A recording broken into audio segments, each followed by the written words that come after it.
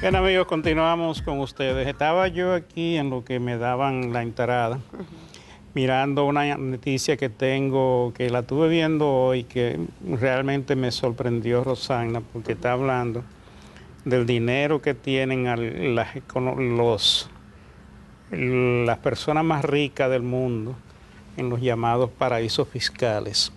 Estamos hablando de que en esos paraísos fiscales, que lo vamos a explicar en qué consisten, una élite de multimillonarios ha aprovechado algunas lagunas fiscales transfronterizas para ocultar capital por valor de 13 billones de libras o unos 15 billones de euros, equivalente al PIB de Estados Unidos y Japón, según un estudio publicado hoy. Hay una entidad que es una organización contra los paraísos fiscales que ha mandado a hacer este estudio, encargó a una persona, una experiencia, para que haga este estudio.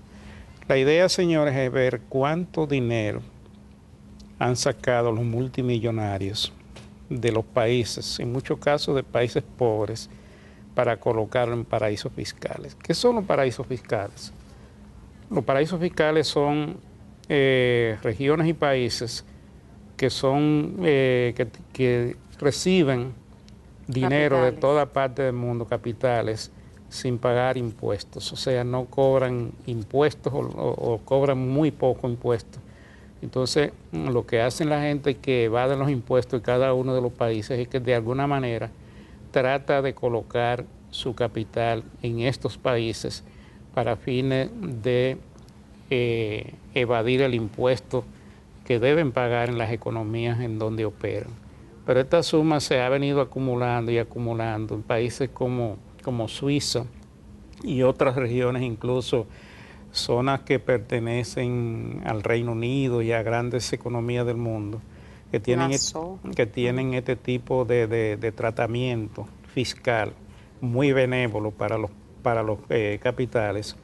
Cuando se quiere evadir impuestos o se quiere escapar de la persecución de las autoridades fiscales, lo que hacen los grandes millonarios o la gente que gana mucho dinero es que se lleva su dinero del país y lo coloca en aquellos sitios para tenerlo a resguardo, porque son paraísos de secreto bancario, donde tú colocas tu dinero, pero los bancos, que son los que tienen ese dinero en su poder, y pagan unos intereses a los propietarios de esos fondos, realmente no dan informaciones, o no daban porque ya se está creando una situación de que países como Suiza ha comenzado, por la presión internacional de Estados Unidos, a dar y a negociar algunas informaciones para que los gobiernos puedan seguirle el rastro a esas cantidades enormes de dinero que sacan gente de alguna manera, de manera ilegal o soterrada para fines de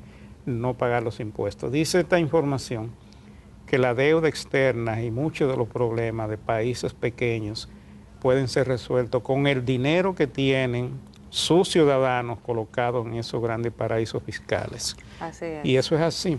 Es una realidad. Pero es una crisis. Cuando tú hablas de unos 15 billones de euros, estamos hablando, según esta información, de una cifra equivalente al PIB, al Producto de Estados Unidos-Japón.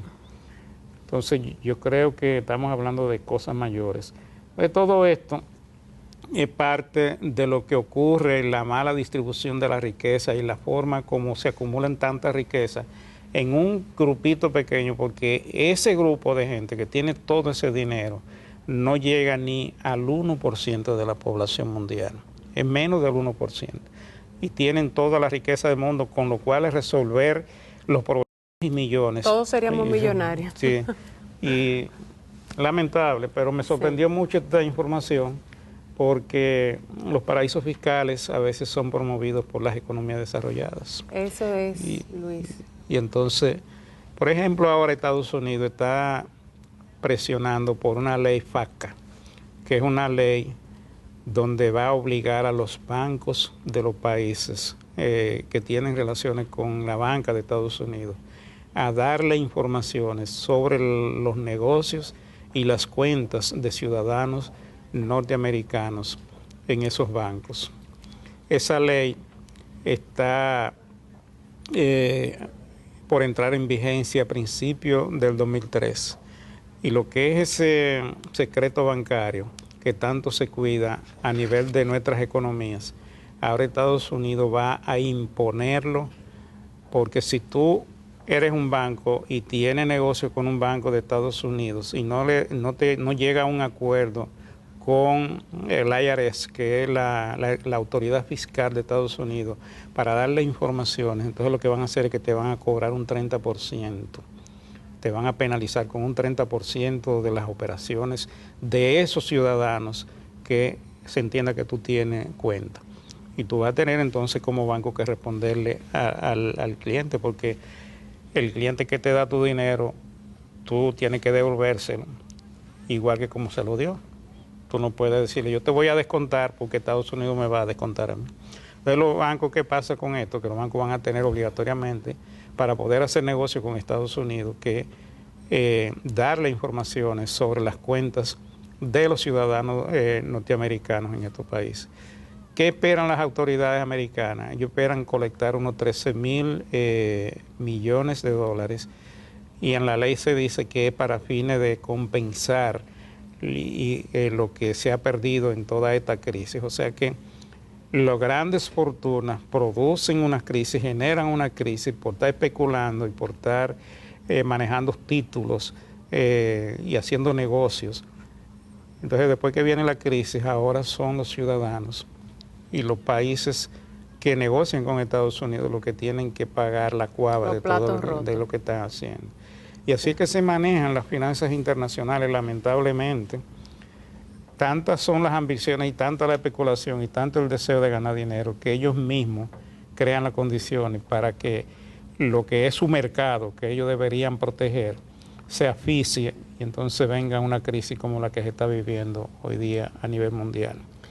De eso se trata esta situación. Es una situación que, mira, Luis, yo pienso humildemente que el grupo de los 20, las grandes naciones desarrolladas, no han hecho, señores, lo suficiente para buscar las alternativas de fondo para dar al traste con una posibilidad de una crisis como la que tuvimos, que se ha iniciado y todavía seguirá por muchos años. En todo lo que son los mercados de futuro, en todo lo que es el código de ética y de transparencia para una serie de transacciones, en lo que es abordar este tema de los paraísos fiscales, han sido muy laxas las medidas y los planteamientos, no han pasado de ser declarativas las medidas, pero de ahí a esa parte, tú no ves que no se le ha puesto al cascabel al gato, como dicen, sino que ha sido por las ramas en muchos de estos temas.